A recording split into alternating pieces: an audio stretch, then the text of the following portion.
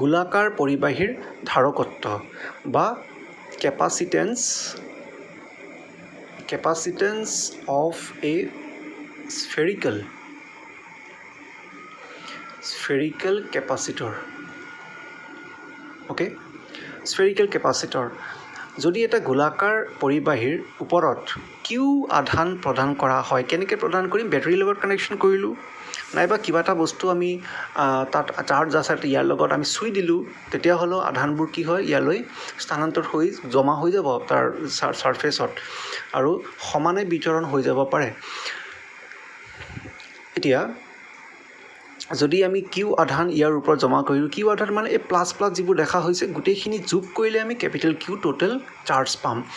তেতিয়াহ'লে তাৰ পৃষ্ঠৰ ওপৰত ভিৰ ভেলুটো কিমান হ'ব? 1/4πε0 আমি আগৰ চেপ্টাৰটোত পাইছিলোঁ যে ই ইকুৱেল টু 1/4πε0 আৰু যদি তাৰ ছাৰফেচৰ ওপৰত থাকে তেতিয়া ৰেডিয়াছটো আমি ইয়াৰ আৰৰ জেগাত কেপিটেল আৰ দি দিম।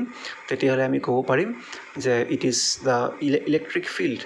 আমি ভোল্টৰ কাৰণে এই বস্তুটো কৰা নাছিলোঁ, ভোল্টৰ কাৰণে কি হ'ব, অকল r² ঠাইত অকল rহে হৈ যাব।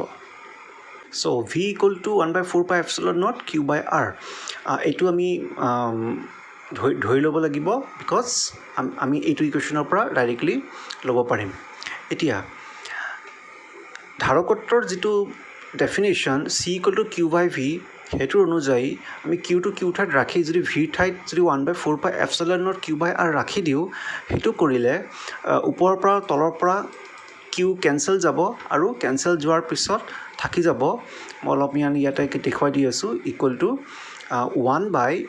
1/4πε0 থাকিব ইনটু 1/r থাকিলে।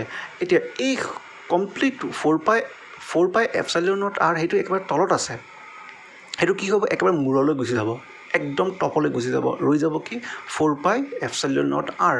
চ' এটা যদি এনেকুৱা গোলাকাৰ এটা পৰিবাহী পৃষ্ঠ থাকে, ভিতৰটো ফুফুলা থাকক বা গোটা থাকক তেনেকুৱা কথা নহয়, এটা পৃষ্ঠৰ ওপৰত যদি কিউ এমাউণ্ট অফ চাৰ্জ জমা থাকে, তেতিয়াহ'লে তাৰ ওপৰত কেপাচিটেন্সৰ ভেলু থাকিব কেপাচিটেন্সৰ ভেলু থাকিব c ইকুৱেল টু 4πε0r। এইটোত কিন্তু এটা কথা মন কৰিবলগীয়া, that this capacitance does not depend upon Q. তাৰমানে কিমানখিনি আধান ইয়াত জমা হৈ আছে সেইটোৰ ওপৰত c ভেলুটো কোনোমতেই নিৰ্ভৰ নকৰে, নিৰ্ভৰ কৰিব কিহৰ ওপৰত? আৰৰ ওপৰত। এতিয়া এই আৰৰ ওপৰত যিটো নিৰ্ভৰ কৰিছে, আমাৰ কিমানখিনি কেপাচিটেন্স লাগে সেইটো অনুযায়ী আৰ কিমান হ'ব লাগে, সেইটো এটা ধাৰণা আনিবৰ কাৰণে আমি পৃথিৱীৰ ধাৰকত্বটো জানিবলৈ চেষ্টা কৰিম।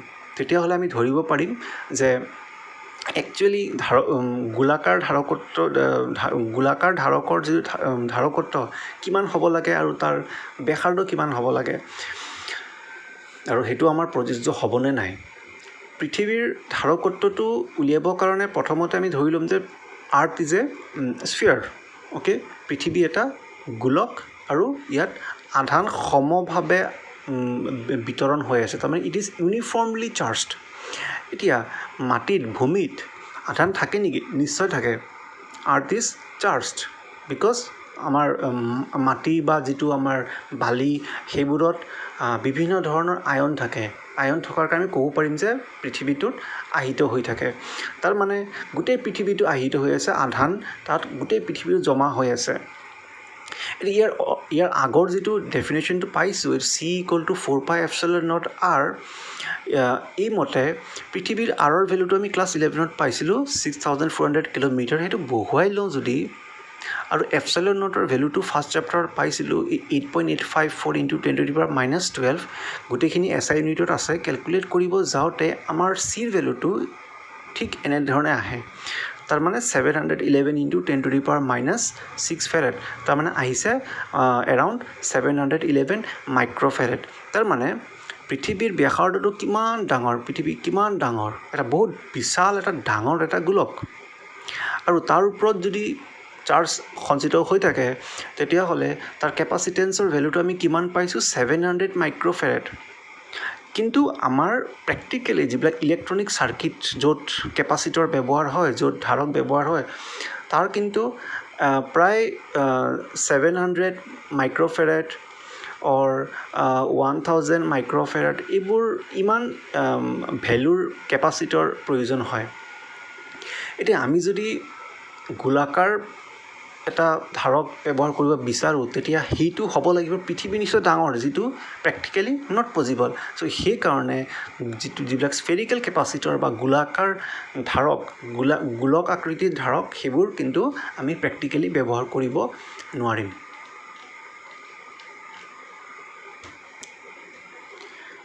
তো যিহেতু আমি এনেধৰণৰ ধাৰক গোল আকৃতিৰ ধাৰক আমি প্ৰেক্টিকেলি ব্যৱহাৰ কৰিব নোৱাৰিম আমি চাব পাৰিম যে এটা বেলেগ আকৃতিৰ ধাৰক এটা আমি প্ৰেক্টিকেলি ব্যৱহাৰ কৰিলে আমাৰ কামত দিয়ে সেইটো হ'ল সমান্তৰাল পাঠযুক্ত ধাৰক বা পেৰেলেল প্লেট কেপাচিটৰ চ' এই বস্তুটো আমি নেক্সট ভিডিঅ'টোত এই টপিকটো আমি নেক্সট ভিডিঅ'টোত বুজিবলৈ চেষ্টা কৰিম